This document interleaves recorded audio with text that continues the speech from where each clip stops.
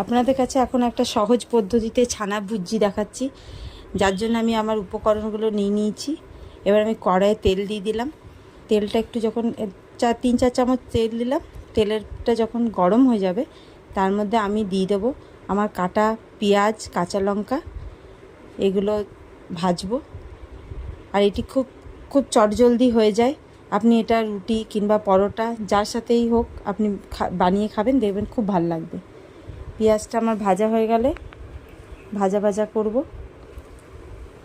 আমি কিছু slice tomato নিয়ে নিয়েছি, ছানা নিয়ে নিয়েছি, অল্প নুন আর তেল, বেশি উপকরণ এটাতে লাগে না। তাই আমি পেঁয়াজটা একটু গোল্ডেন ব্রাউন হওয়ার মতন করে ভাজবো।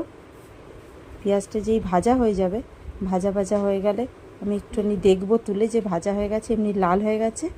এরপর আমি একটু কড়াইয়ে জায়গা করে আমি ছানাটা দিয়ে দেবো। ছানাটা দিয়ে দিলে, ছানাটা দেওয়ার পর এটাকে লাল করে পেঁয়াজের সঙ্গে আবার ভাজতে হবে।